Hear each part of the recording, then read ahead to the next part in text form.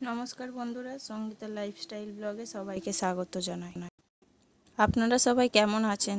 আশা করি ভালোই আছেন, আর আমরাও ভালো আছি। আজ সকালবেলায় উঠে আগে বিছানাটা গুছিয়ে নিচ্ছি, তারপর বাকি কাজ করব। বিছানায় প্রথম চাদরটা ভালো করে পেতে নিচ্ছি। ওদিকে দেখো, পিছনে আমার শাশুড়ি মা বসে বসে জ্বালন কাটছে, আর আমার মেয়ের সাথে বকবক করছে। এখন সকাল 6টা বাজে, তাই একটু তাড়াতাড়ি করছি। তোজোর স্কুল আছে, গরমের জন্য সকালবেলা স্কুল করে দিয়েছে। আগে স্কুলের টাইম ছিল 10টায়। বিছানা গুছানো হয়ে গেছে, এবার তোজোর জন্য হরলিক্স রেডি করছি। ও খেয়ে স্কুলে যাবে।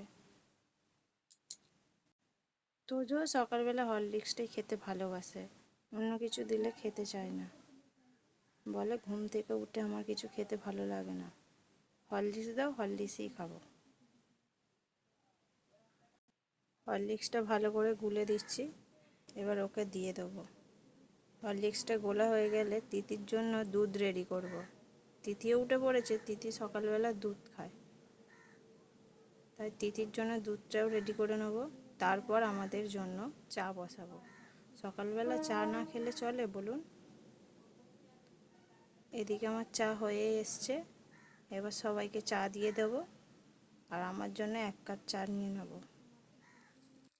এখন 9টা মতন বাজে, এবার একটু ম্যাগি করে নেব। আমি আর তিথি দুজনে টিফিন করব। বাড়িতে আর কেউ নেই, তাই আর কোনো ঝামেলাও নেই, শুধু ম্যাগি খেয়ে নেব। এবার ভাত বসাবো। এদিকে তিথি দেখুন বসে থাকবে। মা বলছে আমার সাথে চলে আয়, ও যাবে না, ও আমার কাছে ওই উনুনের কাছে দাঁড়িয়ে থাকবে। ভাত ফুটে গেছে, এবার দেখুন তিথি উনুনে কাঠ দিচ্ছে। তিথি, তিথি, দিদিকে আমি বলছি যে তুমি কি উনুনে কাঠ করছো? দিচ্ছিস আগুনের সামনে গিয়ে? উনুনে কাঠ ও দিচ্ছ? মাথা নেড়ে বলছে হ্যাঁ। এবার দাওনি? আমার আনাজগুলো কাটা হয়ে গেছে, এবার ভাতের ফ্যানটা ঝরিয়ে নেব। মাছে নুন হলুদটা মাখিয়ে নিয়ে মাছটা ভেজে নেব। আজ মাছের ঝোল হবে পাতলা করে। অনেক দেরি হয়ে গেছে, এবার এদিকে তিতিও কাঁদছে, শুধু ঝোল ভাতই করব। আমাদের 3জনের জন্য ঝোল ভাত করব, আর মায়ের জন্য টক করব। মা টক ছাড়া খেতে পারে না। আমার মাছগুলো ভাজা হয়ে গেছে, এবার ওই তেলেতেই ডাঁটা ভেজে নেব। ডাঁটা ভাজা হয়ে গেলে আলু দিয়ে দেবো। আলু দিয়ে পেঁয়াজ দিয়ে হালকা করে ঝোল করে নেব।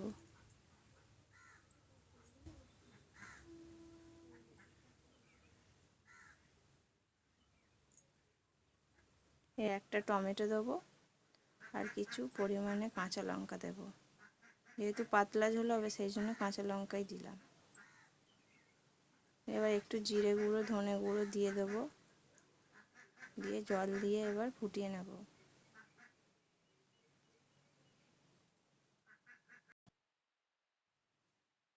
এবার একটু জল দিয়ে দেবো, জল দিয়ে তারপর ফুটতে দেব। এই ডাঁটাগুলোও দিয়ে দেবো এবং মাছগুলোও দিয়ে দেবো, দিয়ে ঢাকনা দিয়ে এবার আমার শাশুড়ি মায়ের জন্য যেহেতু টক রান্না করব, সেই জন্য একটু সর্ষে বেটে নেব।